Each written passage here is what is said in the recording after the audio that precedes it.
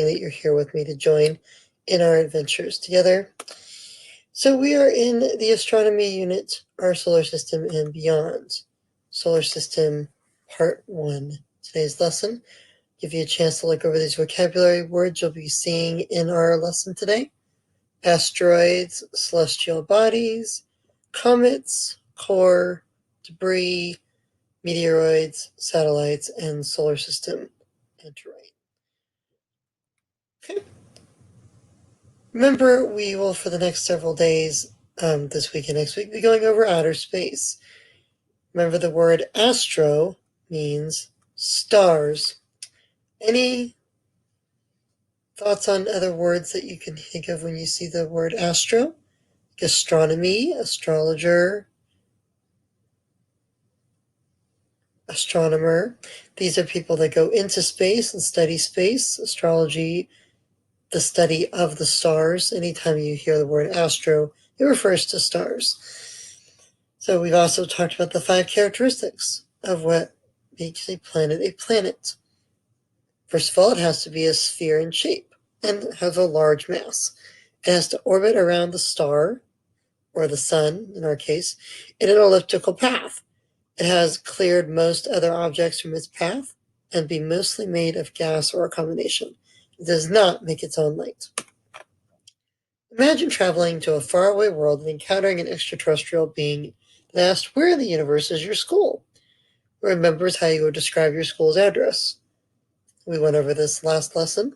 You'd have your school's name, the school number, street, town, city, zip code, planet. We came to the conclusion our planet was planet Earth. Excellent. So you already know about your planet Earth. But if the life form were to go on and ask, "So where exactly is planet Earth?" you need to be able to include the next part of your space address, your planetary system. A planetary system is a group of objects in space that have come together to form a neighborhood, a very big, spacious neighborhood. Get it? Spacious. A little interplanetary humor there. All planetary systems have a star in the center and a collection of planets and other small objects that orbit around it. We call the planetary system that we are part of our solar system.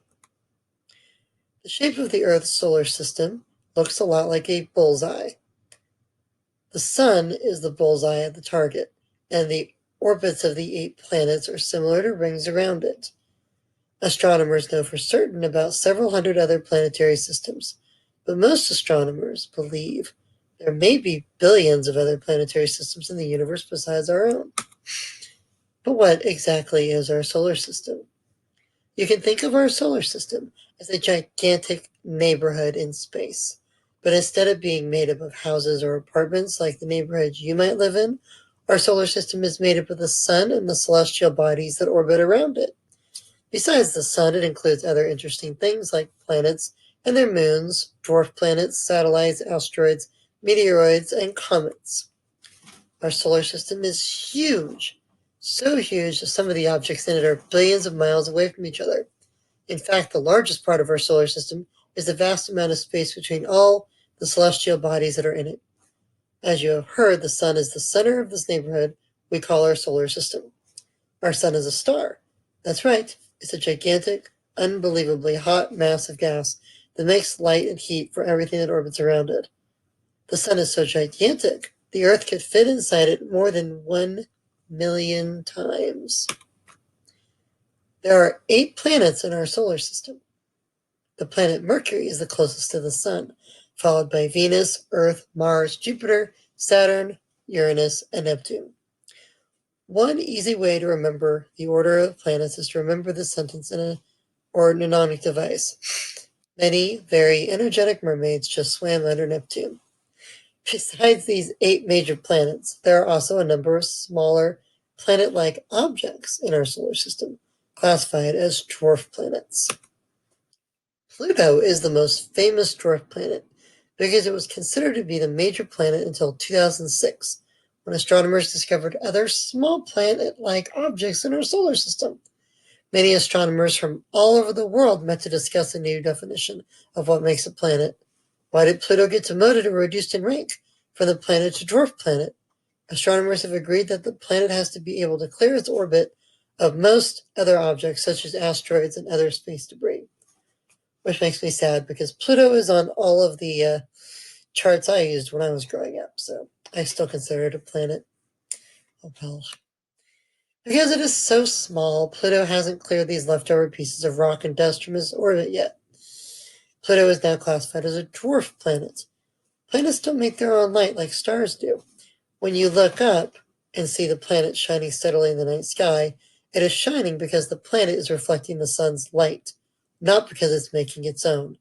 If the light you see appears to be twinkling, this is a star, not a planet.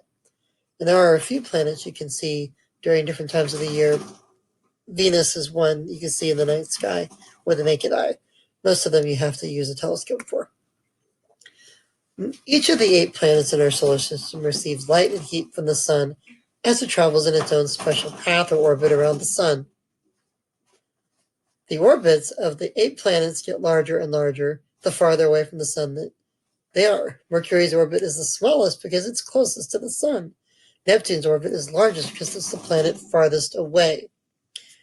It's similar to if you were walking around your house, someone walking around the perimeter of your house or the neighborhood of your house versus you'd walk around your house more times than the person walking around the neighborhood would walk around your house because you're closer. Many, but not all the planets have their own natural satellites or moons that orbit around them. Like Earth's moon, these moons travel around the planet at the same time the planet orbits the sun. It is the light from our sun shining out into the solar system and being reflected back to us that allows astronomers to be able to see a planet and its moons. Even though Jupiter has only one moon, some of the planets have many. In fact, one of Jupiter's moons, Ganymede, is larger than the planet Mercury. The amount of time it takes a planet to travel once completely around the sun in its orbit is called a planetary year. Planets closer to the sun have shorter planetary years than planets that are farther away. Mercury's orbit is the fastest of all 8 planets, taking only 88 Earth days to complete its planetary year. But Neptune takes 165 Earth years to go around the sun. So a 100-year-old grandmother on Earth wouldn't even be 1 planetary year old if she lived on Neptune. How long is Earth's planetary year? 365 and a quarter days. Since Neptune's discovery in 1846, Neptune has made just 1 trip around the sun in planetary years. Who can describe what this bar graph of Mercury, Earth, and Neptune's conveys? You can see the length of time and how quickly it goes around the sun, planetary years wise. And yes, I know that picture is not Neptune. It should be. Besides orbiting the sun, each of the 8 planets of our solar system also rotate on its own axis, which we talked about in our last lesson. Remember, the axis is the imaginary line that goes from the North Pole through the South Pole, right through its center. 1 day on the planet is the time it takes the planet to rotate 1 full time on its axis. Other planets have shorter and longer days than Earth. 1 day on Mercury takes about 58 Earth days because Mercury rotates on its axis very slowly. Jupiter's rotation is much faster, clocking in about 1 Jupiter day for every 10 Earth hours. So every 10 hours of your day on Earth is 1 day on Jupiter.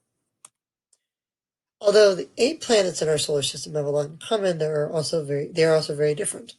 Many astronomers believe that the 8 planets have a solid core or rocky center, but the first 4 planets, those closest to the sun, Mercury, Venus, Earth, and Mars, are small in comparison to the other 4 and have a solid rocky terrain or land surface that you could walk on if you visited. What word part do terrain and extraterrestrial have in common? Terra.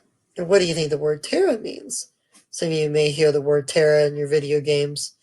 Terracotta, terra, life form. Terra is earth or ground. So anything extraterrestrial is out of this world, out of the land. It's not from here. And we'll talk about some extraterrestrial things here shortly. Here's a nice picture of the size comparisons, or at least the best that we can do, to show how tiny Mercury is and how large Jupiter and Saturn are. And then tiny little, well, Neptune and Uranus are about the same size. Earth and Venus are about the same size. And then there's Mars. The four planets farthest away from the Sun, Jupiter, Saturn, Uranus, and Neptune, are called gas giants. Why? Because they are mostly made of gas. So you couldn't walk on their surface if you visited because there's no solid surface or terrain to walk on. The gas giants are also huge. Jupiter is so huge that more than 1,300 Earths can fit inside of it. Most of the 8 planets have moons. Mercury and Venus are the only 2 planets in our solar system that do not have any moons. Moons are satellites, or smaller objects that orbit around a larger planet. Earth's one moon is considered to be a satellite because it orbits around the Earth. The moon is a natural satellite. Humans have created artificial satellites that have been placed in orbit around Earth to aid in communication and research. Perhaps some of you receive television, phone, or computer signals from a man-made satellite. So that's where you get your global positioning GPS satellites to find out where your map is, where you are on your map. Besides the Sun, the 8 major planets, their moons, and the dwarf planets, there are also other neighbors that help make up the neighborhood we call our solar system. These include asteroids, meteoroids, and comets. An asteroid is a space rock that does not have an atmosphere. An asteroid is too small to be classified as a planet because it does not have enough mass or substance to clear other objects and debris from its orbit around the Sun, and it is not round. Most asteroids in our solar system, thousands of them, are located in orbit between Mars and Jupiter in a ring called the asteroid belt. The largest known object in the asteroid belt is Ceres, which is about as large around as the state of Montana is wide. Ceres was once classified as an asteroid, but is now classified as a dwarf planet because it is spherical in shape. Because it has not cleared most other objects from its orbit, Ceres is not classified as a planet. Most asteroids are much smaller than Ceres. Many scientists believe that asteroids are material that was left over from the birth of our solar system. You might call them birthstones. Do you think a dwarf planet would really have a birthstone? Just a little interplanetary humor there.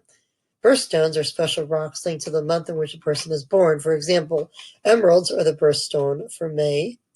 The birthstone for a person born in July is ruby. So those are awfully cute. Pretty little colors there for each of your months of birth. One of our neighbors in our solar system has 3 different names: meteoroid, meteor, and meteorite, depending upon where you find it. Meteoroids are space debris made of rock or metal that range in size from tiny pebbles to large boulders.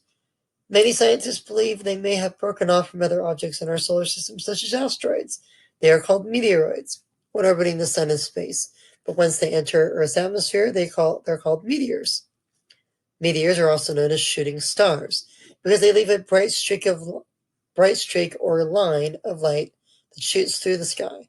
This streak of light is caused when the meteor burns up on its downward journey through the Earth's atmosphere.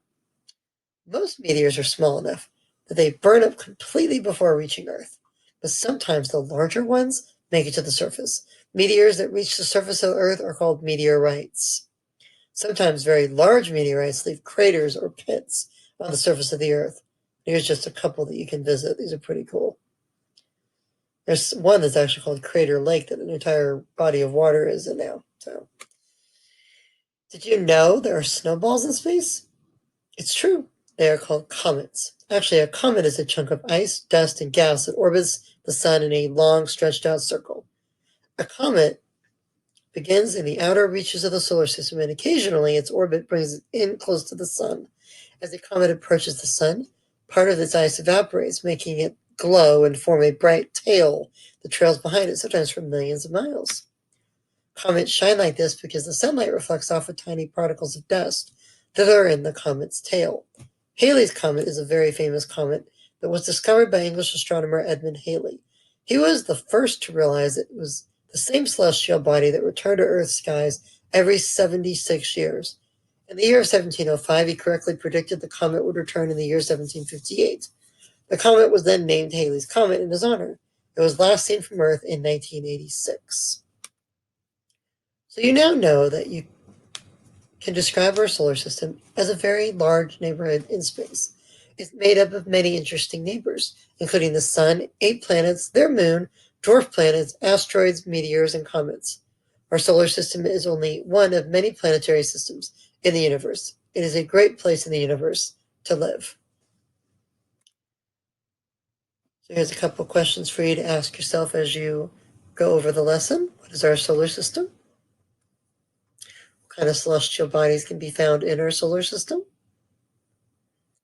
You can pause the video as you go through these. What is the order of all 8 planets from the Sun? Helpful to jot these down in your notes. I would be writing them on the board, but we don't have a board right now, so that's okay. What four planets form a group closest to the Sun? Those are the rocky planets, remember? And they are rocky planets, which is what I just told you. And then the asteroid belt. Describe it, tell where it's found. What planets are next in the sequence after Mars and the asteroid belt? Jupiter, Saturn, Uranus, and Neptune are known as the gas giants. And then you'll need to know about Halley's Comet, and what makes it different from an asteroid, and how they are similar, contrasting and comparing. The meteoroid versus comet. And then what is a dwarf planet? And what 2 dwarf planets did we hear about today? Good. All right. So I will be asking you in the discussion post to write a what question. You'll want to check out the discussion post. And your assignment for this lesson is going to be planet research. So there is a website in NASA to go on to take a look at that. Get that done, and I will see you in the next lesson. Thank you.